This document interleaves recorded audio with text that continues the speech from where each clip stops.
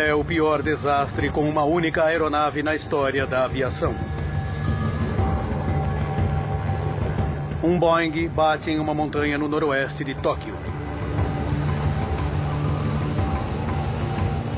520 pessoas, passageiros e tripulação, perecem numa pilha de metal retorcido. Com mais de 600 747s em serviço, os investigadores estão sob pressão intensa para descobrir a causa do acidente.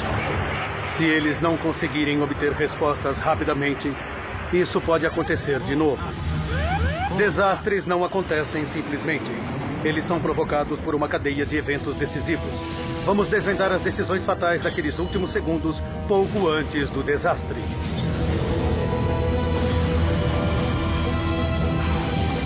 Segundos fatais. Queda incontrolável no Japão.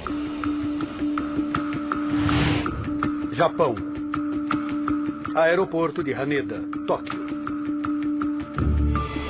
12 de agosto de 1985. 6 horas da tarde. O voo 123 da Japan Airlines se prepara para a decolagem. Seu destino, a cidade de Osaka, a 400 quilômetros dali. No comando está o primeiro oficial, Yutaka Sasaki. Observando seus movimentos está Masami Takahama, um dos comandantes mais experientes da Japan Airlines.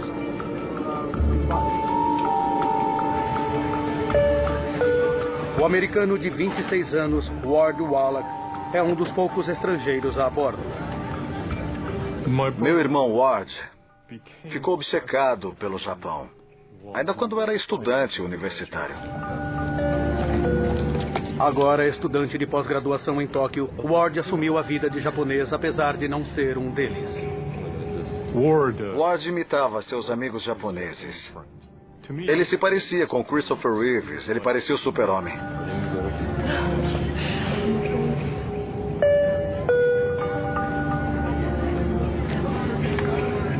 O ator e cantor japonês Kyu Sakamoto também está a bordo.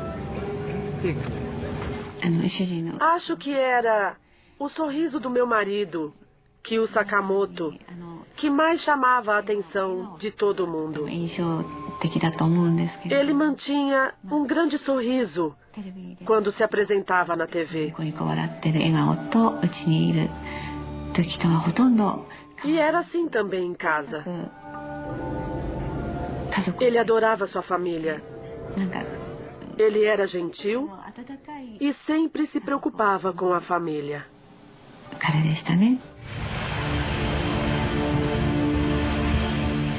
6:12 da noite. A torre do aeroporto de Haneda dá permissão para a decolagem do voo Japan Air 123. As condições meteorológicas são boas. A tripulação espera que seja um voo de rotina curto. O Boeing 747 começa a subir para a sua altitude de cruzeiro a 7.300 metros.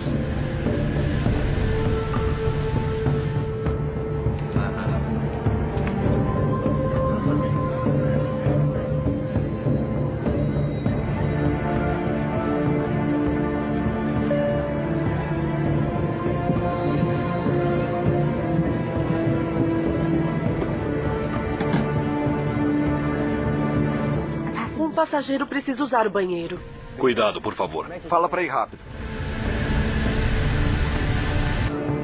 6:24 da tarde.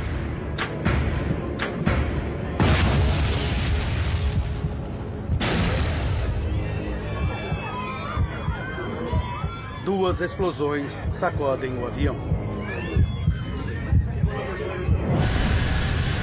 Alguma coisa explodiu. Cheque as engrenagens. Os controles de voo da aeronave não respondem. Tente de novo. A tripulação tenta desesperadamente descobrir o que aconteceu.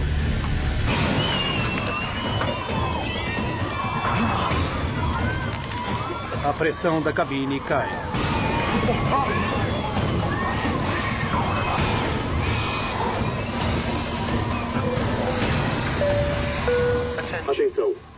Pouso de emergência.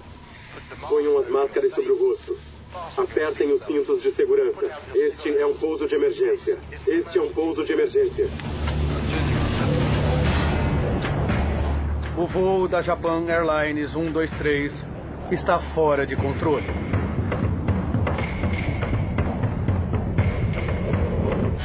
O comandante Takahama declara a emergência.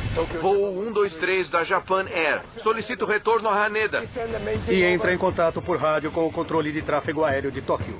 Pegue um curso magnético de 90 graus para o vetor do radar para Oshima. A tripulação está tentando fazer com que o 747 faça uma curva certeira para seguir uma rota de volta ao aeroporto de Haneda. Vá para a direita. Vire! Mas o avião não está respondendo. Sim, senhor. Não estou acreditando. Também não, senhor. O que está acontecendo? 6h27 da noite. O controle de tráfego aéreo de Tóquio se comunica com o Japan Air 123 por rádio. Japan Air 123, por favor, confirme se vocês têm uma emergência. Afirmativo. Qual é a natureza dessa emergência?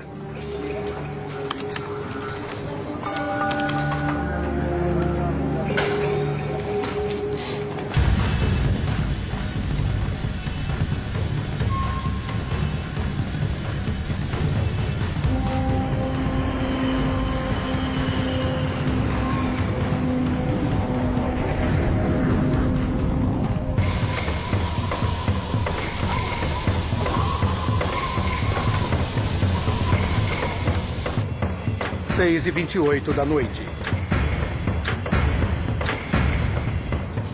Voo da Japan Air 123, destino de voo 090, vetor de radar para Oshima. Parece que o avião está se afastando do aeroporto Haneda, em Tóquio. Voo Japan Air 123 descontrolado.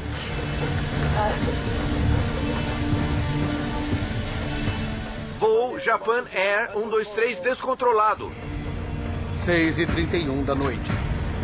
O controle de Tóquio sugere que eles sigam para o aeroporto de Nagoya, a 133 quilômetros dali.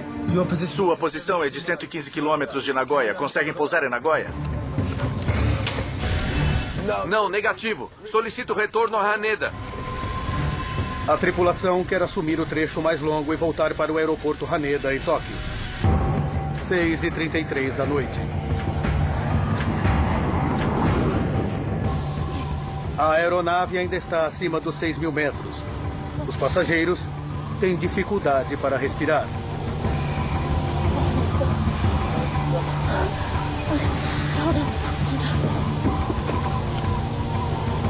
Há um dano na traseira. Eu não sei o que fazer. As pessoas não conseguem respirar. As máscaras de oxigênio na 5 direita falharam. Acho melhor descermos. Sim, senhor. Os pilotos tentam baixar a altitude do avião para aumentar os níveis de oxigênio dentro da cabine. Nariz para baixo. Nariz para baixo. Sim, senhor. Nariz para baixo. 6h38 da noite. Use as suas mãos. Baixe o trem de pouso. Baixando o trem de pouso. Para diminuir a velocidade do 747, a tripulação baixa o trem de pouso. Mas um pouso controlado é pouco provável.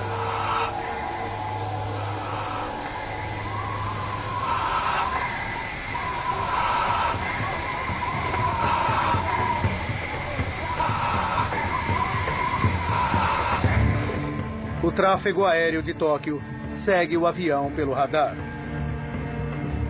Durante os próximos 3 minutos, a aeronave faz uma volta completa de 360 graus, perdendo altitude o tempo todo. Consegue controlar a aeronave agora?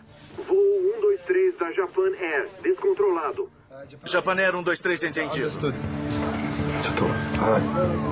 Você gostaria de entrar em contato com Haneda? Talvez não adiante. Talvez não adiante.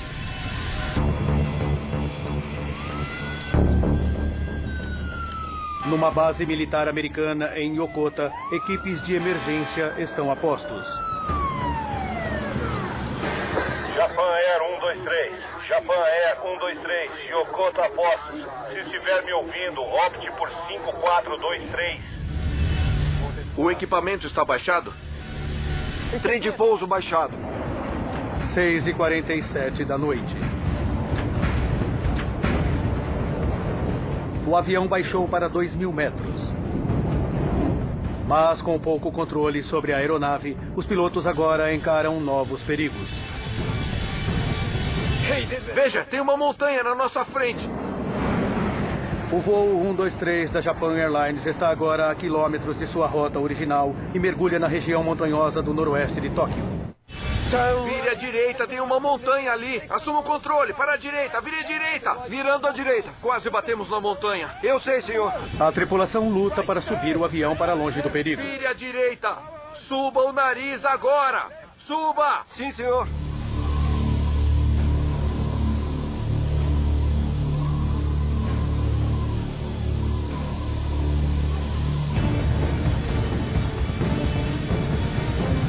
Ponha mais potência à esquerda, potência máxima. Potência máxima. 6h53 da noite. Os pilotos lutam para colocar o avião a 4.000 metros. Mas eles ainda estão a 65 quilômetros a noroeste do aeroporto de Tóquio. Ao controle de tráfego, só resta observar. Estamos preparados para sua aproximação a qualquer momento. Estou coordenado com o Yokota. Yokota também está disponível para pouso. Pare de pairar agora! Pare de pairar! Flap para cima! O avião se lança à frente e começa um mergulho descontrolado. Nariz para cima! Para cima! Nariz para cima! É o fim. Essa não!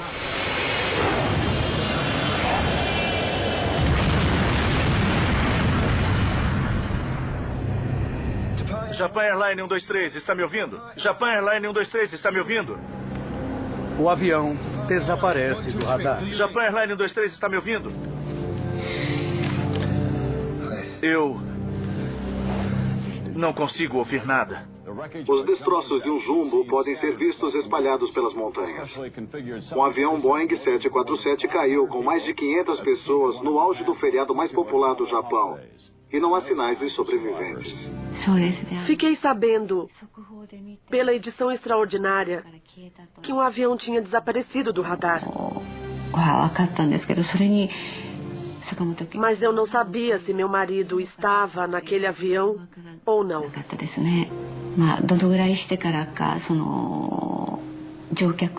Eu não me lembro quanto tempo tinha passado quando eles conseguiram ler a lista de passageiros. Quando conseguiram publicar na televisão. Quando eu ouvi a lista, logo soube que ele estava naquele voo. Sinceramente, como vou descrever? Fiquei horrorizada.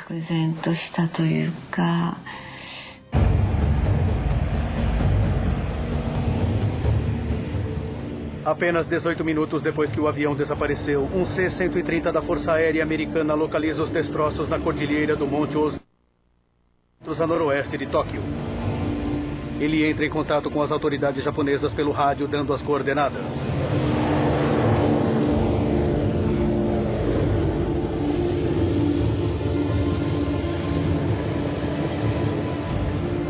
Os Estados Unidos oferecem assistência militar. Os japoneses decidem trabalhar sozinhos e põem para funcionar sua própria missão de resgate. Então, as forças de defesa japonesas assumem. Yoshihisa Masuda está lotado na base militar na província de Chiba, perto de onde o avião caiu. Foi logo depois que eu voltei ao quartel-general, depois de minhas férias de verão. A base estava alvoroçada. Eu perguntei a um colega o que estava acontecendo. E então me disseram que o paradeiro do voo da Japan Air era desconhecido. A base foi posta em stand-by na noite em que o avião caiu. E as pessoas diziam que provavelmente teríamos de sair. Um helicóptero japonês enviou relatórios dizendo que não havia sobreviventes. O terreno montanhoso e a falta de equipamentos para operações noturnas retardaram ainda mais os esforços de resgate japoneses. Eles só conseguem chegar ao local mais de 14 horas depois do acidente.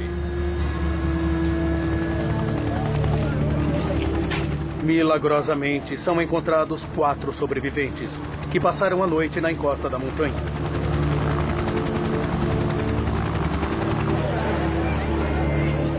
Mas 520 pessoas estão mortas, incluindo Kyu Sakamoto e Ward Wallach.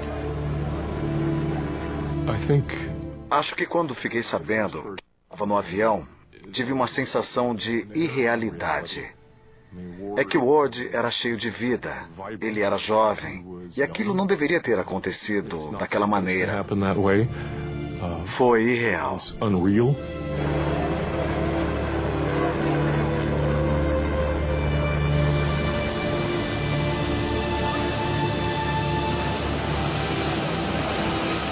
Logo depois da queda, os sobreviventes se lembram de ouvir os gritos dos passageiros nos destroços e que morreram durante a noite.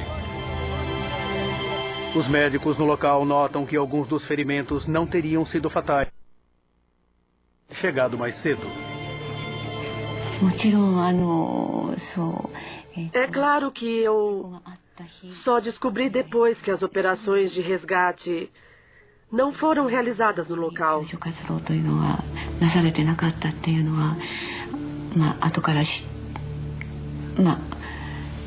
Mas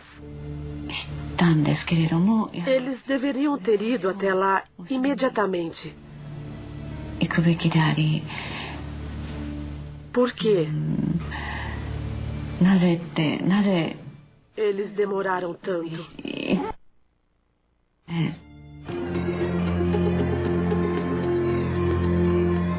Agora, revendo os fatos e aprofundando as investigações oficiais, podemos revelar o que se esconde por trás do pior acidente com uma só aeronave na história da aviação.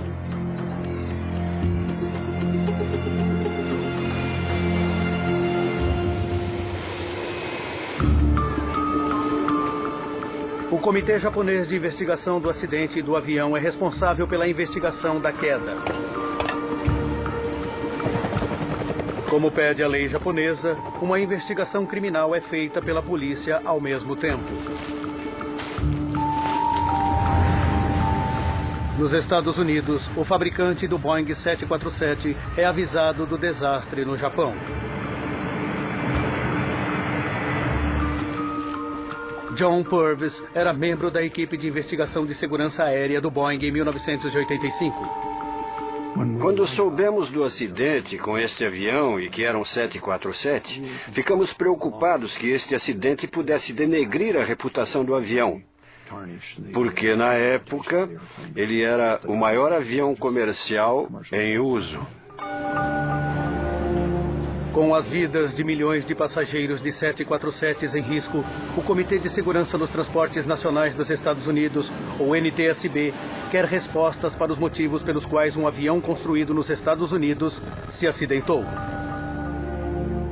O representante do NTSB, Ron Schlid, é designado para a investigação.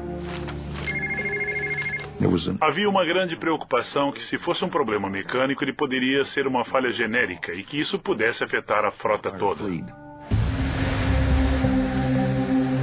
Uma equipe de investigação de engenheiros da Boeing e membros do NTSB seguem para o Japão. Mas depois que eles chegaram lá, tiveram dificuldades para seguir para o local do acidente. Quando chegamos ao hotel em Tóquio e nos encontramos com os japoneses, ficou claro que havia problemas para se conseguir acesso às informações que eram conhecidas e também ao local do acidente posteriormente. Quanto ao fabricante do avião, a Boeing tem um acordo firmado internacionalmente que os permite investigar o local do acidente para ter certeza de que todos os outros 747s estão em condições de voo. Entretanto, uma vez que esse voo, o Japan Air 123, era um voo doméstico, as regras internacionais não se aplicavam em 1985. Desta forma, Nós não tínhamos um direito automático de chegar lá. Nós tínhamos de pedir permissão para viajar e trabalhar com os japoneses. Enquanto os americanos esperam pela permissão da polícia para ter acesso ao local da queda, os investigadores japoneses do acidente partilham com eles as gravações de voz da cabine do piloto do voo Japan Air 123. Alguma coisa explodiu. Nós conseguimos ouvir explosão no gravador de voz. Na verdade, foram duas explosões bem fortes, uma depois da outra. É o fim.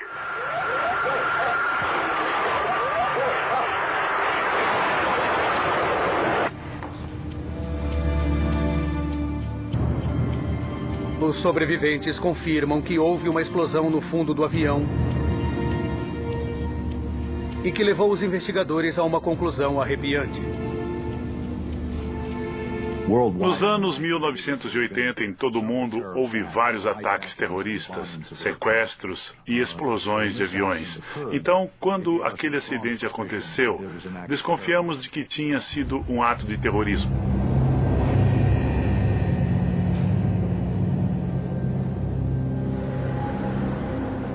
Nós ficamos muito desconfiados de que aquilo tinha sido uma bomba. Mais provas da detonação provável de uma bomba surgem na Baía Sagami, a 153 quilômetros ao sul do local do acidente.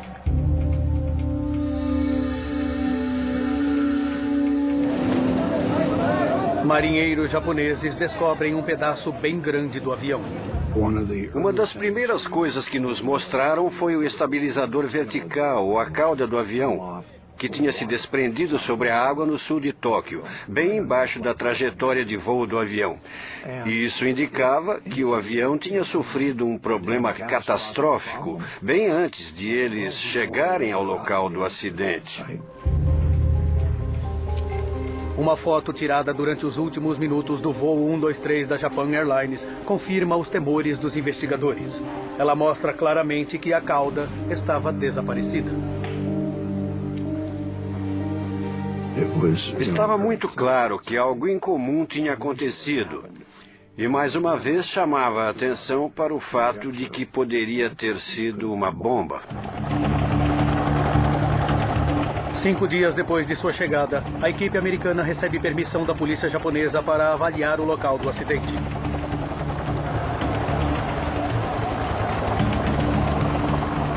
Helipontos improvisados permitem que helicópteros agora consigam pousar na cordilheira do Monte Ozutaka, ao norte do Monte Fuji.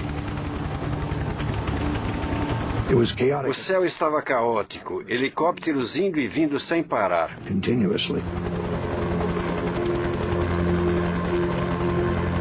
Entre os destroços, os investigadores começam a procurar os componentes estruturais principais do voo 123 da Japan Airlines. Como investigador, uma das primeiras coisas que fazemos é procurar pelo que chamamos de 4 cantos do avião, ou seja, o bico, as pontas das asas e a cauda. Alguns metros abaixo da cordilheira, eles encontram restos do anteparo de pressão traseiro.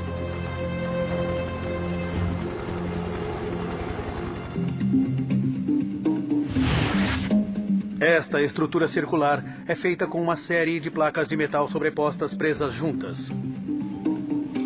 Instalado entre a cabine e a parte da cauda, ele é projetado para evitar que o ar escape da cabine pressurizada por trás da aeronave. Quando vimos o anteparo, é claro que ele estava retorcido e muito danificado e quebrado em vários pedaços, 6, 8, 10 pedaços grandes e alguns pequenos. E as peças tinham uma forma meio triangular, e elas iam do centro do anteparo para a borda, algo parecido com um pedaço de guarda-chuva. Os investigadores estudam o anteparo de pressão traseira e busca dos sinais de danos por bombas. Uma bomba deixa uma marca bastante característica no metal quando ela explode. Ela tem muita força. É mais força do que é possível gerar em um acidente real de uma aeronave. Mas a maior parte dos destroços do anteparo exibe danos consistentes com um impacto em alta velocidade. Uma das observações genéricas sobre quando o metal é rasgado é que ele deixa uma forma dentada na ruptura. Ele foi rasgado. Nós vimos provas disso na parte traseira da aeronave e na maior parte dos destroços do anteparo de pressão. Com certeza, aquilo não foi provocado por uma bomba. Analisando com mais atenção, eles descobrem um dano em comum. Havia uma parte do anteparo que exibia uma característica curiosa, diferente do resto dos destroços do anteparo. Em uma área, duas partes tinham se separado em linha reta, comparada ao resto do anteparo, que tinha ficado retorcido e rasgado com a sobrecarga. Elas tinham se separado ou falhado de maneira diferente e eu queria saber por quê.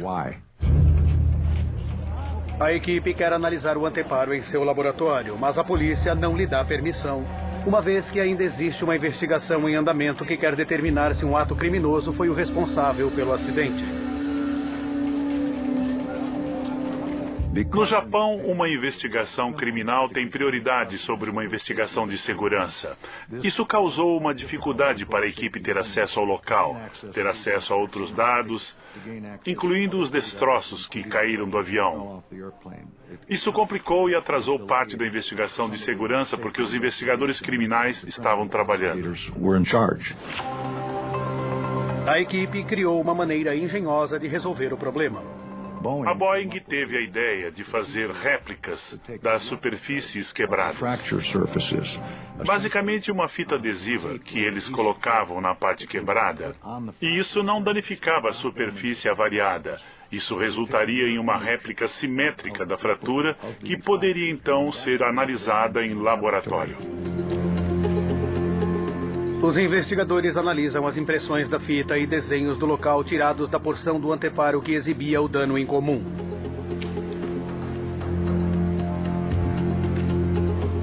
Parece que uma placa do anteparo foi cortada fora junto com uma fileira de rebites que aprendiam a sua vizinha. Aquele metal foi rompido através daqueles furos. Eu achei que tinha descoberto desgaste, e o que estávamos vendo no anteparo era nosso momento eureka, era a nossa solução mágica.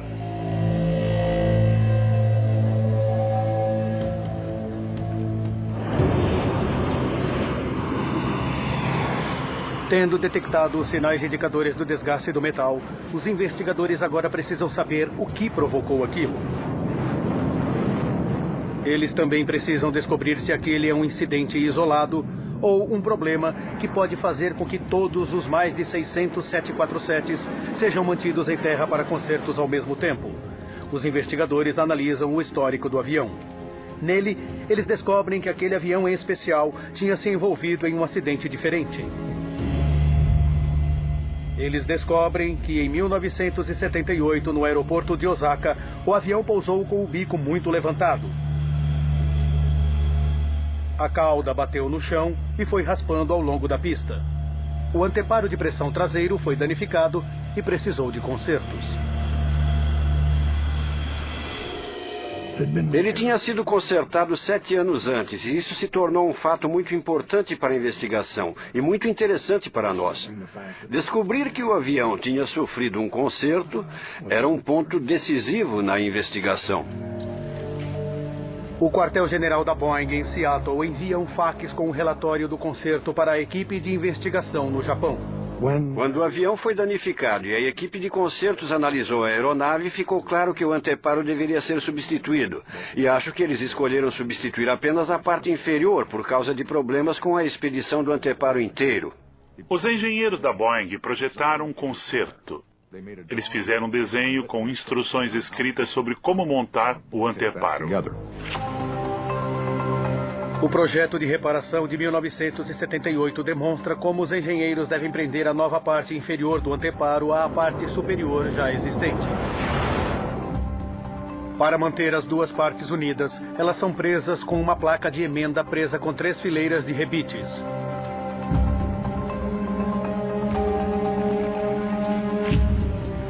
Quando a fratura incomum do metal se soltou junto com as fileiras de rebites, a suspeita dos investigadores recai sobre a junção entre a emenda e as duas metades do anteparo. A equipe calcula o que poderia ter acontecido se menos rebites do que o necessário têm sido usados durante o concerto. Uma das possibilidades que consideramos durante as discussões foi se o conserto do anteparo tinha sido feito de maneira apropriada. Um dos membros da equipe fez um cálculo matemático para saber se aquilo poderia acontecer, e ele determinou que o anteparo falharia depois de cerca de 11.000 ciclos.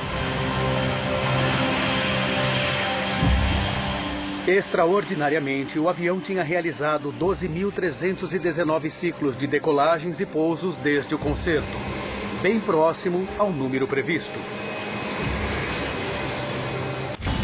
É um momento de avanço da descoberta.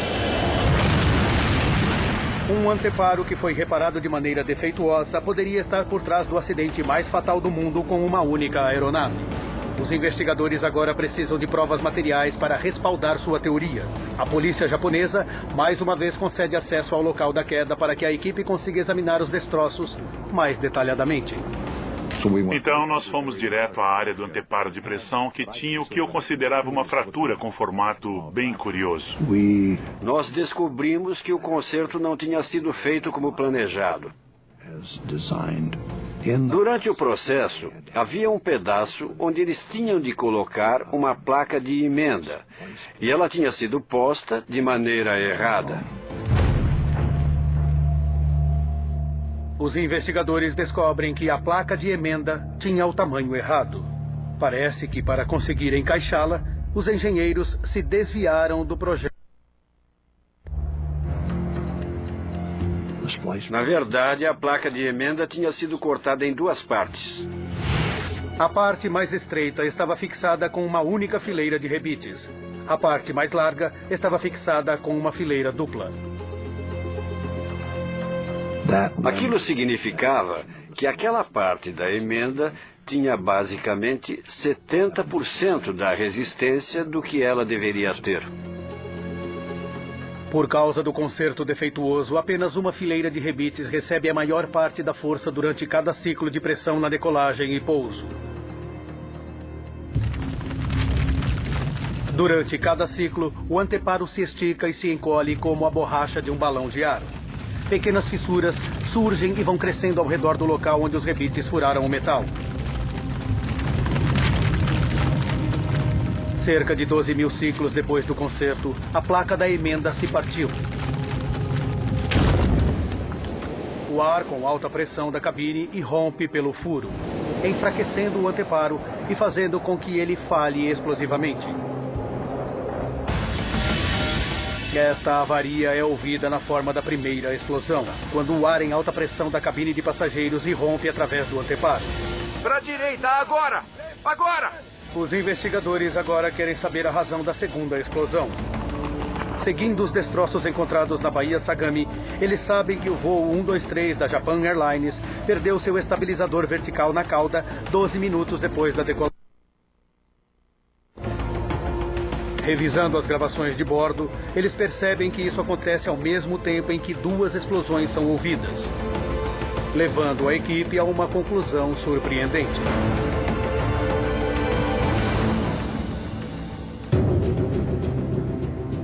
Quando o ar com alta pressão irrompe através do anteparo defeituoso e para dentro da seção da cauda, ela expele seu estabilizador para fora.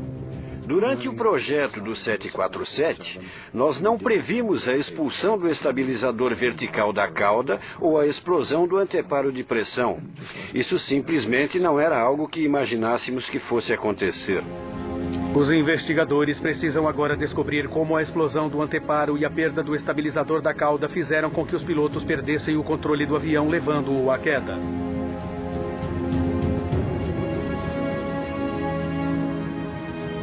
O controle de tráfego aéreo capturou o voo 123 da Japan Airlines, seguindo para o meio da cordilheira Kanto, distante do aeroporto Haneda, em Tóquio, e registrou a perda e o ganho de altitude do avião por diversas vezes.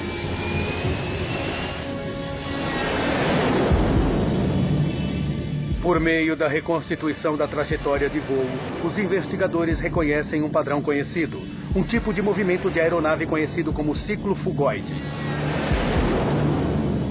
Quando o voo 123 da Japan Airlines começa a mergulhar, ele acelera. A velocidade aumentada gera um levantamento, e quando o avião sobe, a velocidade diminui, fazendo com que ele caia de novo. Os investigadores sabem que este movimento fugoide demonstra que a aeronave está com os controles de superfície inoperantes. Esses fatos são cruciais para confiar e controlar a altitude do avião. O leme preso no estabilizador da cauda desvia o ângulo no qual o avião voa para frente no ar.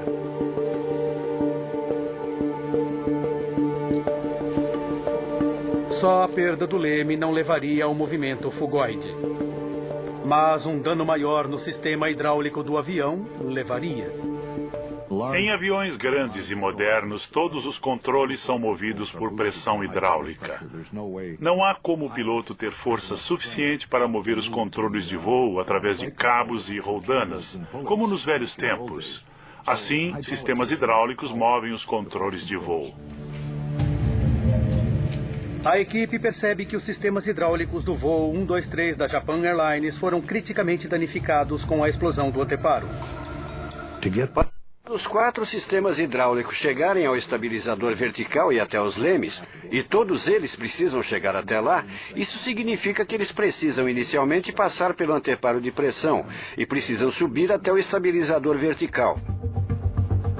Quando o estabilizador é arrancado, vários cortados. A aeronave fica paralisada. Depois que eles perderam o estabilizador vertical e os sistemas hidráulicos, os pilotos só tiveram mínimo acesso à potência do motor. O avião continuou a voar em círculos para cima e para baixo, completamente.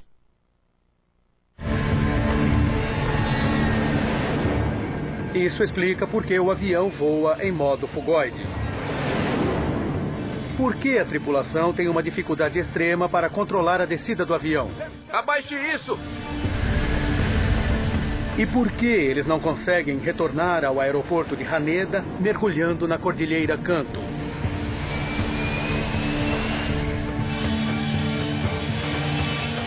A única opção da tripulação é flutuar usando a aceleração, tentando manobrar o avião usando as potências de cada motor separadamente. À mercê da aeronave avariada, não há mais nada que os pilotos possam fazer. O desastre é inevitável.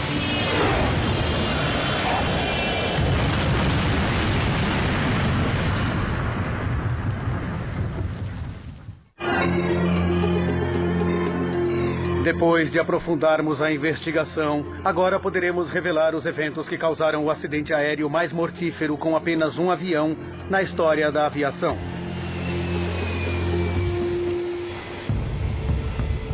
2 de junho de 1978, 7 anos antes do desastre. O anteparo de pressão traseiro de um Boeing 747 é reparado de forma incorreta depois de um acidente que atingiu a sua cauda, e isso o deixa criticamente enfraquecido. 6:12 da noite do dia 12 de agosto de 1985, 44 minutos para o desastre. O mesmo avião da Japan Airlines decola do aeroporto de Haneda, Tóquio.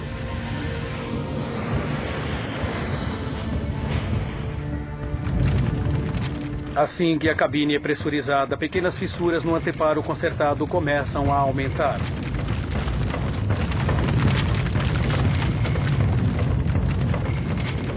32 minutos para o desastre.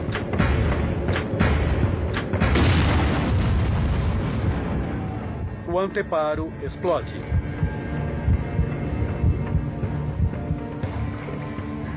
O ar pressurizado irrompe para a cauda do avião, arrancando o estabilizador traseiro e cortando as linhas hidráulicas.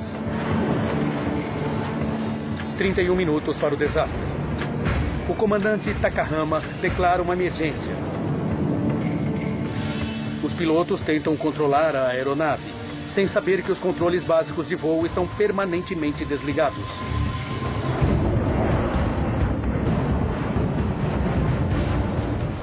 O avião sobe e desce. Os pilotos lutam para manobrar apenas com o impulso dos motores. 8 minutos para o desastre. Nariz para baixo. Os pilotos descem o avião para 2.000 metros. Nariz para baixo. Nariz para baixo. Mas agora ele está no meio da Cordilheira Canto. Pare de pairar agora. Pare de pairar. Pare de pairar agora. Pare de pairar. Segundos para o desastre. Nariz para cima. É o fim.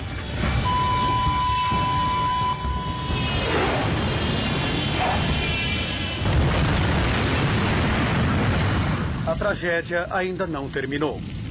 O depoimento de um dos sobreviventes revela que outros também tinham sobrevivido ao impacto. –